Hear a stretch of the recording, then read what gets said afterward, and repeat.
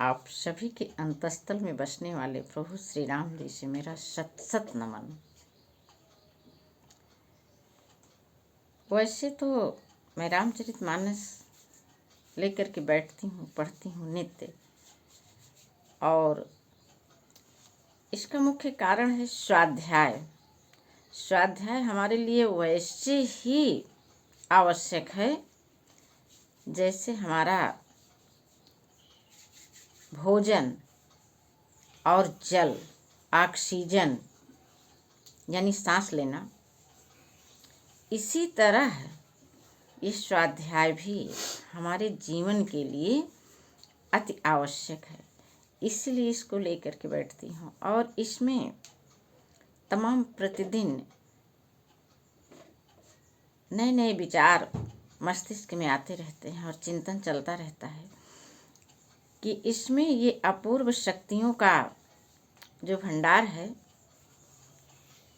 किस प्रकार इसका हम सभी लोग अपने दैनिक जीवन में उपयोग करके प्रेम पूर्वक बर्ताव करें। तो देखिए कैसे मात्र एक शब्द संपूर्ण सृष्टि की गुरुता को समेटे हुए है। राम, राम नाम वह एक पवित्र ग्रंथ की तरह है। राम नाम से हमारी जिह्वा शुद्ध होती है, तो जिह्वा शुद्ध होकर के क्या करेगी? फिर वह ऐसे शब्द उसमें से निकलेंगे जो औरों को सुख पहुंचाने वाले होंगे। जब हम औरों को सुख पहुंचाएंगे तो निश्चित रूप से हमको भी सुख ही मिलेगा। तो आइए हम लोग इस बात को अपने मन में धारण करते हैं कि राम नाम कैसे एक पवित्र ग्रंथ हमारे लिए बन जाता है। जब हम राम राम का उच्चारण करते रहते हैं तो निश्चित रूप से हमारी जिह्वा भी शुद्ध होती रहती है, मन मस्तिष्क शुद्ध होता रहता है और हमको एक याद बनी रहती है। जब हम राम राम बोल रहे होते हैं तो तुरंत उसमें से एक तरीके से कहें अपनी बोलचाल की भाषा में करोड़ बदलना। करोड़ बदलने से तात्पर्य है कि हम अपने उसको नहीं बदल सकते हैं कि इधर तो राम राम बोल रहे हैं, उधर कुछ भी आया मेरे सामने तो हम उसको अपशब्द कहने लगें या उसको कुछ बुरा भला कहने लगें। ऐसा नहीं होगा, फिर हम सोच करके बोलेंगे। यही होता है राम नाम जप का प्रभाव, लाभ एक तरीके से कहें तो। आइए इसके साथ साथ राम नाम जप के साथ राम के चरित्र का वर्णन भी जब हम सुनते हैं तब हम अपने दैनिक जीवन के कार्यों को सुचारू रूप से कर पाते हैं।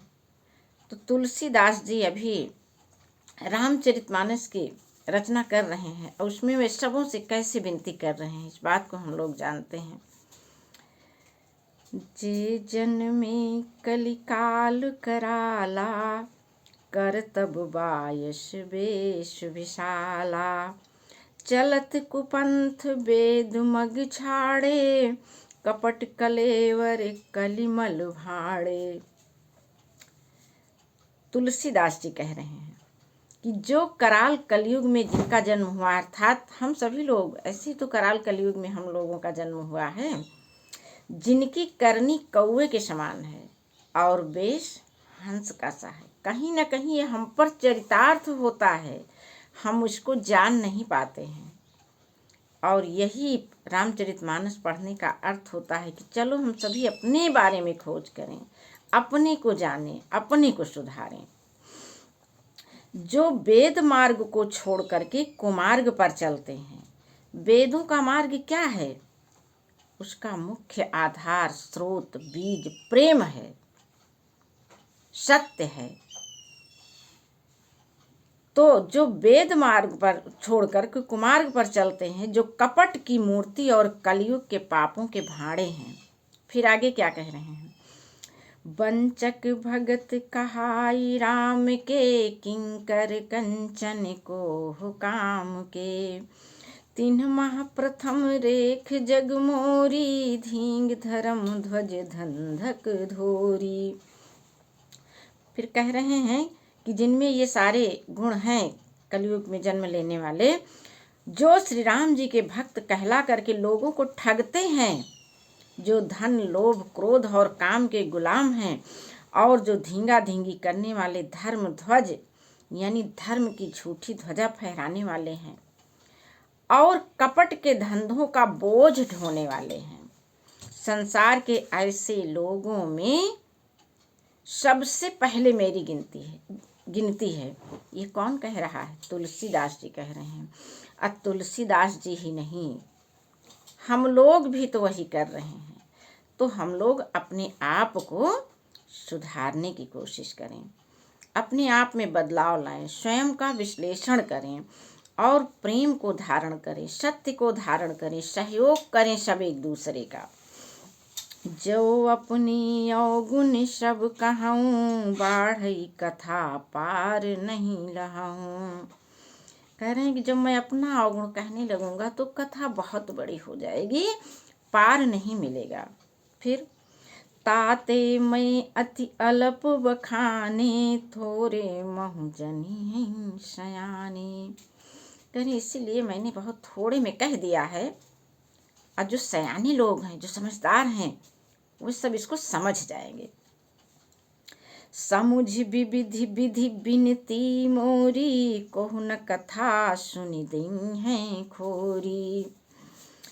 एतेहु पर करी हैं जे असंका, मोहिते अधिक ते जड़ मति रंका।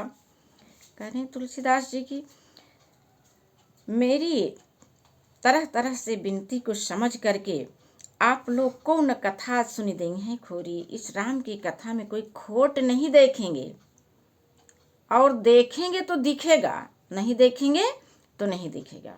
आप जानते हैं कि रामचरितमानस में कितनी खोट निकाले गए हैं, तो जो भी हम ढूंढते हैं वही मिलता है, क्योंकि अवगुणों से रहित तो कुछ है ही नहीं। ब्रह्मा की सृष्टि में दोनों का मिश्रण है, दोनों का मिश्रण करके तभी उन्होंने सबकी रचना की है। अर्थात हम में, आप में, सब में गुण और दोष हैं। तो क्यों ना हम एक दूसरे के गुणों को ही देखें और उसका ही वर्णन करें। और जब हम दोष देखेंगे तो इसका मतलब होता है कि सबसे पहले मैं दोषी हूँ, तभी तो मेरा दोष से परिचय हो रहा है। सब अपने अपने समकक्ष वालों से परिचय करते हैं। दोषी दोष देखता है, गुणी गुण देखता है। ऐसे ही तुलसीदास जी कह रहे हैं कि जो एते हूँ पर करी हैं जे असंका, मोहिते अधिक ते जड़ मति रंका। ऐसे इसमें जो भी आशंका करेंगे वे तो मुझसे भी ज्यादा जड़ बुद्धि हैं। अपने आप को मूर्ख बताते हुए कह रहे हैं कि हमसे भी ज्यादा फिर कोई होगा जो इसमें